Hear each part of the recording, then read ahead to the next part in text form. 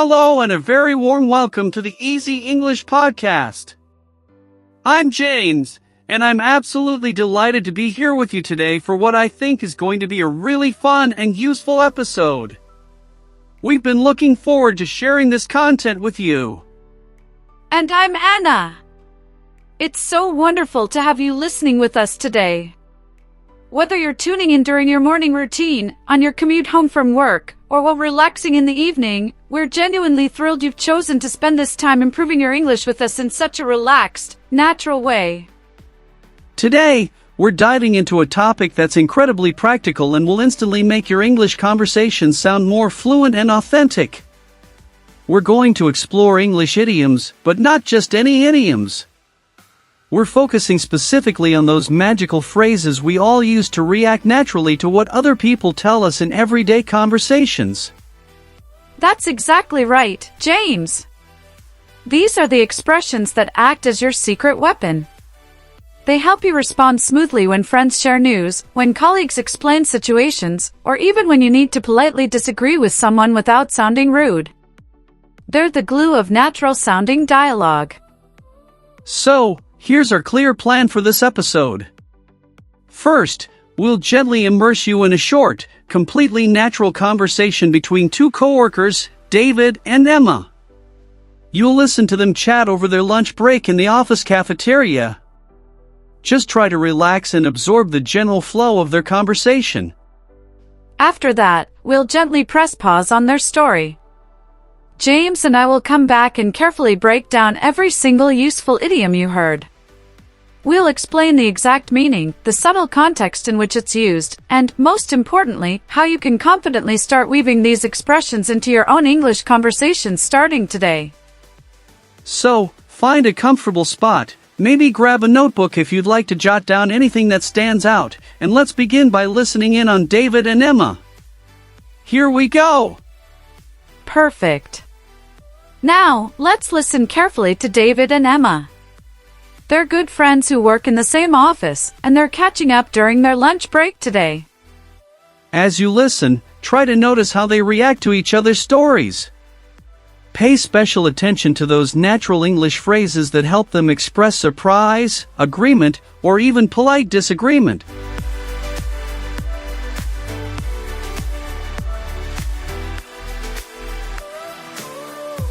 I'm really glad this week is finally over. It felt incredibly long and honestly, more than a little frustrating from start to finish. Yeah, same here, honestly. I thought this week would be relatively calm, but there were so many unexpected small problems popping up, plus a few genuinely awkward moments mixed in there too. Tell me about it. What happened on your end? Anything specific making you feel this way? Well, do you remember Michael from the design team? The one who's always so cheerful in the morning? Yeah, of course I know Michael. What did he do this time? So, we were in that big project meeting on Wednesday, and I was carefully explaining the new data analysis protocol we're implementing. Michael sat there the entire time acting like he didn't understand a single word of it. Wait a second. Doesn't he already use that system regularly? I'm sure I've seen him working with it before. Exactly.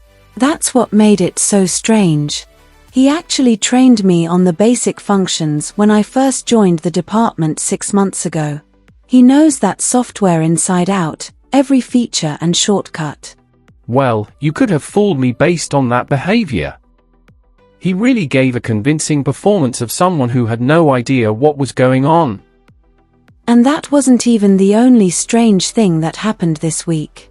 Sarah, from the accounting department, keeps playing this really loud 80s rock music from her desktop speakers every single afternoon. And I mean every single day, right at 2 p.m. sharp. It's become this weird office ritual that everyone just tolerates but nobody really understands. Really? That specific genre?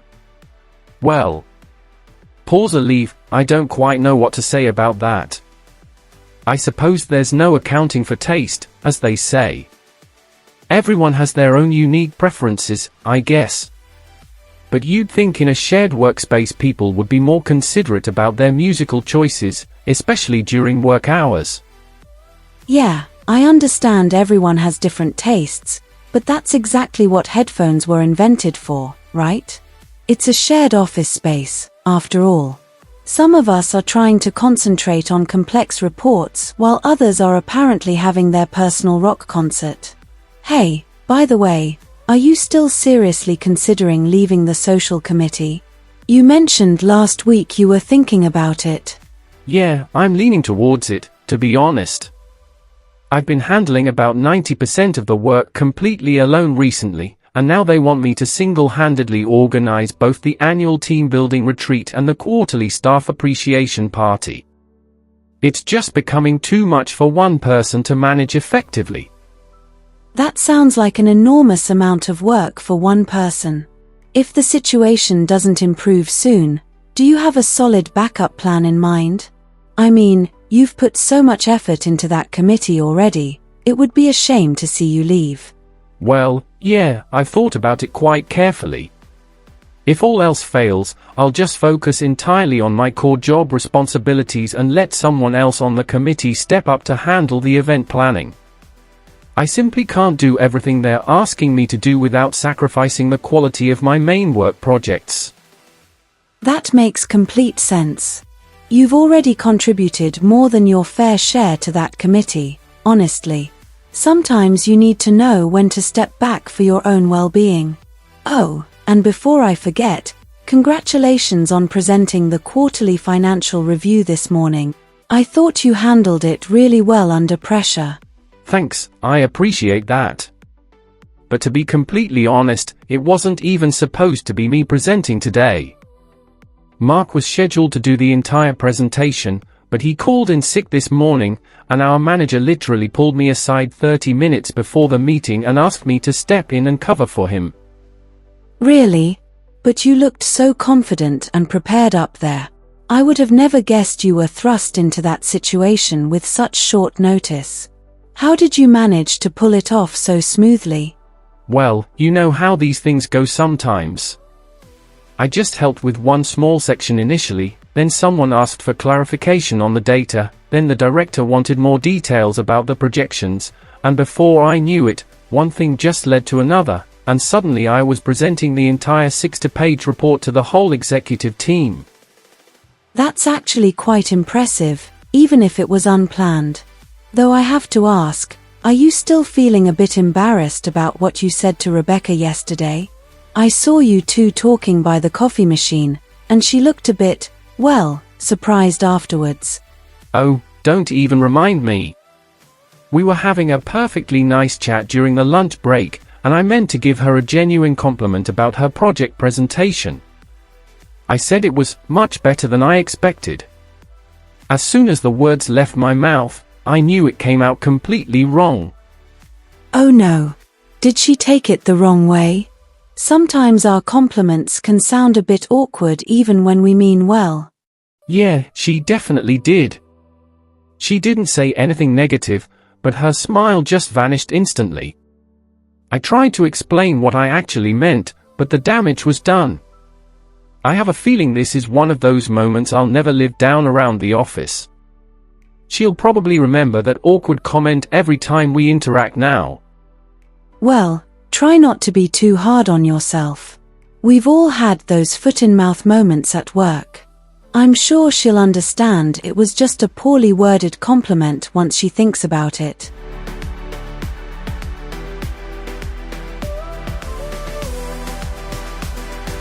And let's pause there.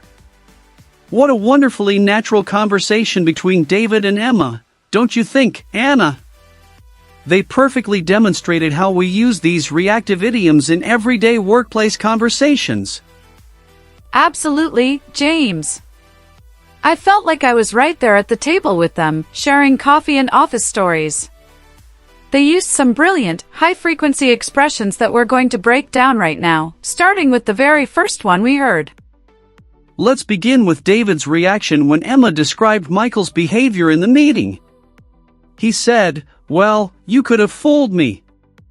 This is such a versatile and commonly used idiom that expresses disbelief or surprise when someone's actions contradict their words or your expectations. That's a perfect description. We use "you could have fooled me" when what we're seeing or hearing seems completely opposite to what we know or expect. It can be said in a light-hearted, joking way among friends, or with a tone of genuine surprise. The key is that it comments on this gap between appearance and reality. Exactly. Let me give you a personal example. Last month, my friend kept telling me he wasn't athletic at all, but that I saw him effortlessly complete a challenging hiking trail.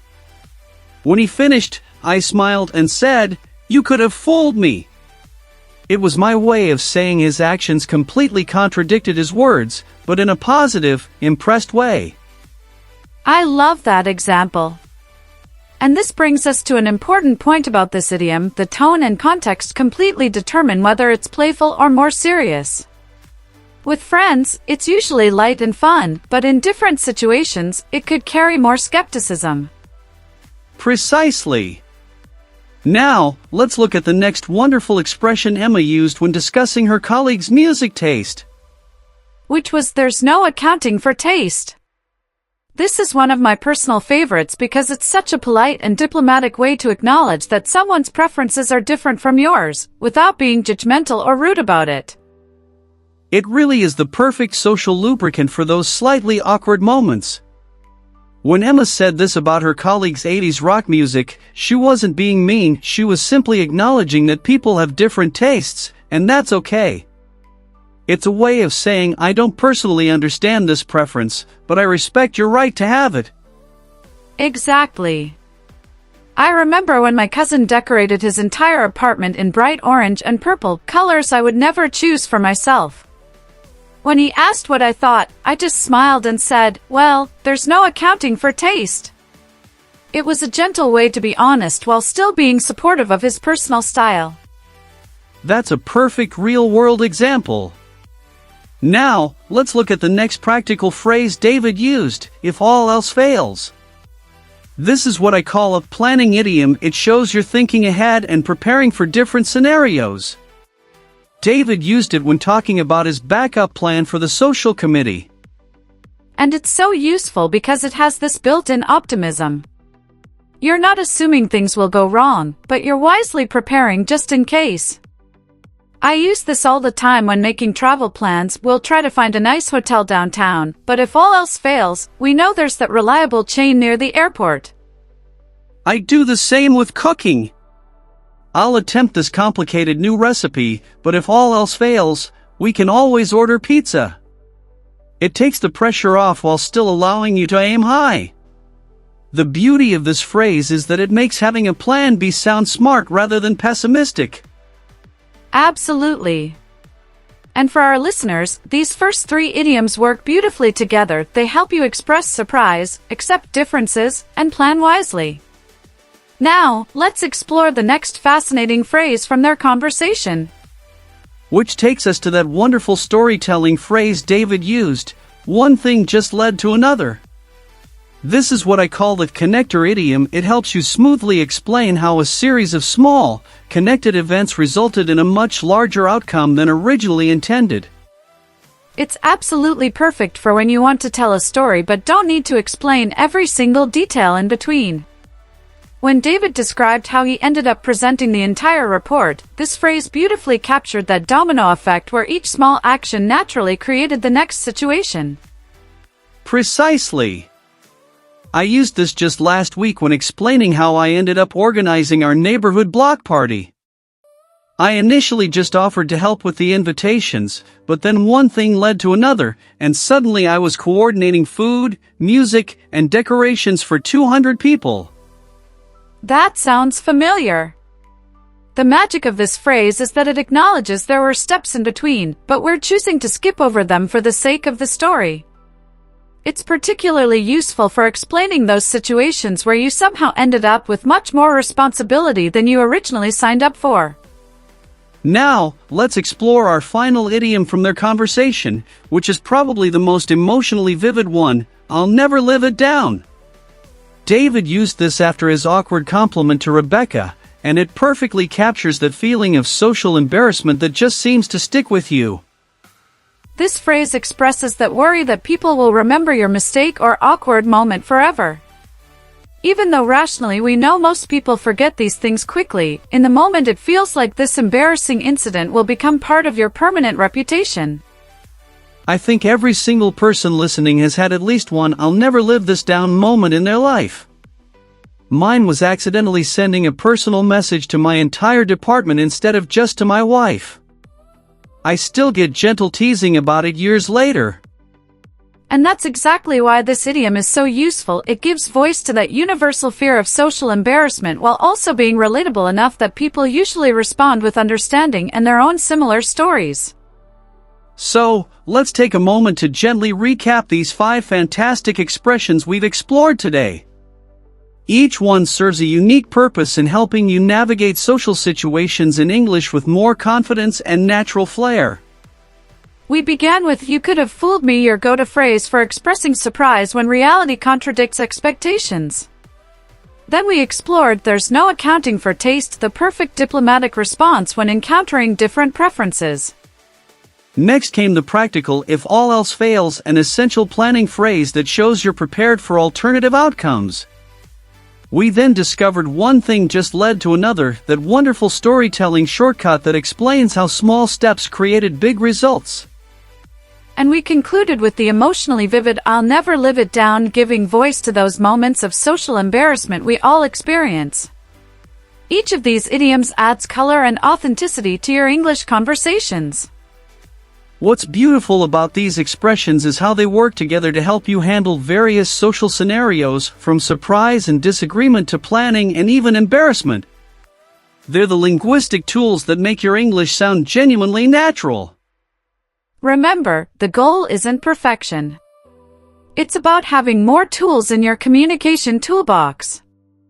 Even if you only start using 1 or 2 of these phrases regularly, you'll notice how they make your English conversations flow more smoothly and naturally. We'd love to hear which of these idioms resonated most with you. Do you have a personal "I'll never live it down" story? Or perhaps you've used "one thing led to another" recently? We'd be absolutely delighted if you shared your experiences and practice sentences with us in the comments section on our podcast platform or on our social media channels. Hearing about how you're implementing these phrases in your own daily life, and the reactions you get, is what makes this learning journey so special and connected for all of us in the Easy English podcast community. Before we say goodbye for today, we want to leave you with some simple, actionable steps you can take over the next week to make these 5 idioms truly yours and part of your active vocabulary. First, we recommend choosing just 1 or 2 of these expressions that feel most relevant and useful to your life right now. That's excellent advice. For example, if you're facing several challenges at work or in your studies, "if all else fails" might be your perfect starting point. Or if you often find yourself in situations where people have very different preferences from yours, "there's no accounting for taste" could become your new go-to phrase. Second, try to create 2 or 3 personalized examples using your chosen idiom. Actually write them down in a notebook or say them out loud to yourself. This physical action helps move the phrase from your passive understanding to your active vocabulary. For instance, "if all else fails with my travel plans, I'll just stay home and relax," or "my colleague listens to that unusual music every day, well, there's no accounting for taste." And third, this is truly the most crucial step for making real progress. Consciously look for at least one genuine opportunity to use your chosen idiom in a real conversation this coming week. It might feel a bit awkward or forced at first, but that's completely normal and something every language learner experiences. Remember that consistent, practical application is the key to language mastery. Each small step you take, each new phrase you bravely in real situations, brings you significantly closer to the fluent, natural English speaking that you're working so hard towards. We're genuinely proud of you for dedicating this time to your learning journey. If you've enjoyed this episode and found these practical tips helpful, we would be incredibly grateful if you could subscribe to the Easy English podcast wherever you get your podcasts. Every single subscription helps us continue creating content that supports wonderful learners like you around the world. We genuinely hope you leave this episode feeling more equipped, confident, and excited to use these 5 essential reactive idioms in your real-life conversations. Remember that meaningful language acquisition is a beautiful journey comprised of small, consistent steps rather than one giant leap. Each time you courageously use one of these expressions in authentic situations, you're building tangible confidence and moving steadily closer to authentic fluency. It has been an absolute pleasure and privilege guiding you through this learning experience today. Sharing these practical communication tools with you, and imagining how they'll enhance your daily English interactions, is what makes our work so rewarding. We truly believe in your ability to successfully incorporate these phrases into your speaking repertoire. From both of us here at the Easy English Podcast family, we want to express our sincere gratitude for you dedicating this valuable time to advancing your English skills. Your commitment to self-improvement and language development is genuinely admirable, and we feel honored to play even a small role in your educational journey. If you haven't already done so, we'd be thrilled to have you as a regular member of our learning community by subscribing to our podcast. And if you found particular value in today's episode, we'd be incredibly grateful if you could share it with just one friend, family member, or colleague who might also benefit from these practical English expressions. We're already preparing our next episode, which will be filled with equally useful, real-world English that you can immediately apply to your conversations. We're committed to bringing you content that genuinely makes a difference in your language proficiency and cultural understanding. Until we connect again through your headphones or speakers, keep speaking with courage, keep learning with curiosity, and please remember to be patient and kind with yourself throughout this process. Every conversation, no matter how brief, represents a valuable opportunity for growth. Thank you for listening, for learning, and for being wonderful you. We're already looking forward to our next time together on the Easy English Podcast. Take care and keep shining.